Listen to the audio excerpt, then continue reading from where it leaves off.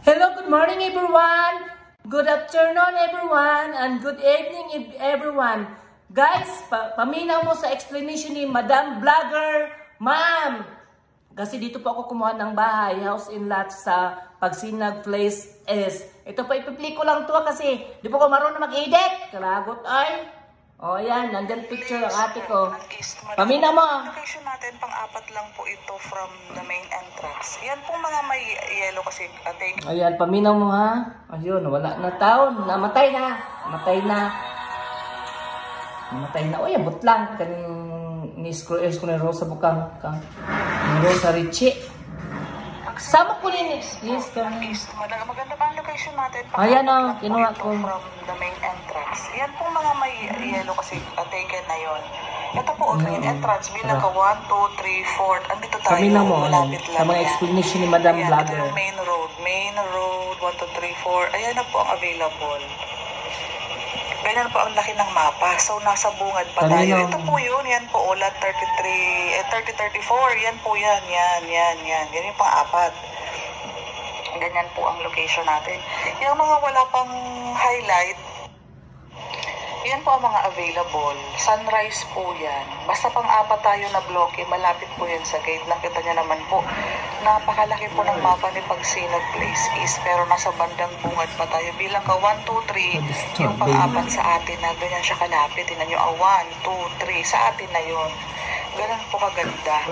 Eh habang may available pa, kasi ang mga next bloke po, sa dulo na yun. Palooban na. So habang nasa bungad pa tayo, ayan po, ganyan lang po kalapit. Yan guys, kumuha na kayo ng bahay. Distance Sa Pagsinag from the Place. main entrance. PM me po. Latest update as of September 6, 2022. Pagsinag Place East RFO kanina. Available units pa kami. Yung napanood mo kanina, yun po yung ating available sa mapa na inventory. So ito po, no down payment, no Ano ba tinapa dyan? Color blue. 1,000 na ika-cash out mo is Dahil kasama ko sa malalaki. Uy, wait lang. magpo-process nun. So, ang deliverable is ganito. Ito ang model Tingnan mo house. yung Pagsinag bahay, Place yung mga is model. na Cavite. Mana pag turnover sa inyo, mana na siya. Buhos na makinis na ang sahig. Full toilet and bath ang sukat ng ating. Tapos bahala na mo magpaganda ba? I-renovation na ninyo pa. Ano, bahala mo magpaganda. Mana yung laundry area. Pwede mo gawing kitchen. Dirty kitchen, dira.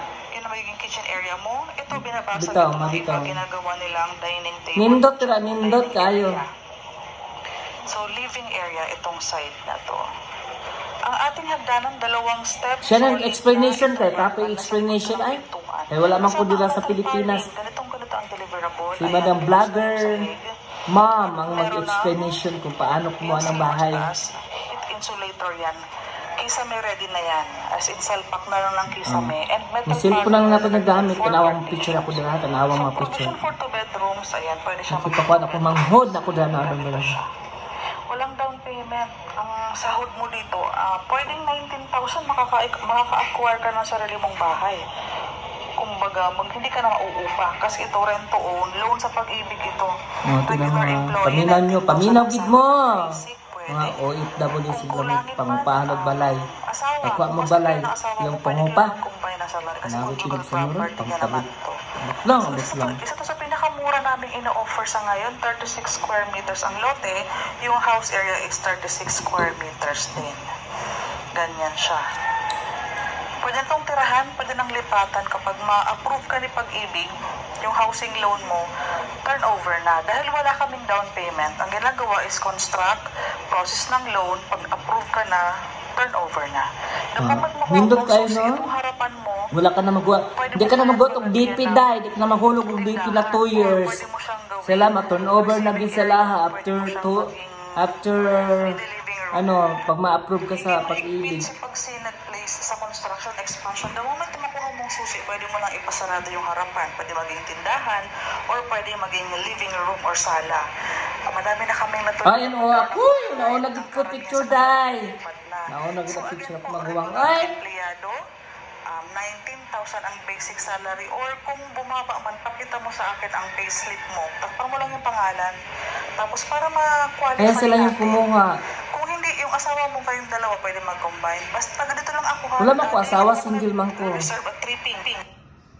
Kung nakatulong sa'yo ang vlog ko, please po, pwede ka message or mag-comment sa baba, like, subscribe, and pwede mo i-share sa mga relative mo na wala pang sariling bahay. Yan si Vlogger Ma'am. Like and Yan si comment Vlogger and Ma'am. pag-share. At saka po yung pag-subscribe. Maraming salamat. God bless po.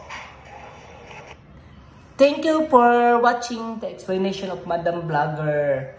Guys, kung gusto nyo pong mag-avail ng house in lot, sabihin nyo lang po ako. Kasi may kilala po ko ng agent, si Miss Des Egfas Johnson. Hindi kayo pababayaan nun.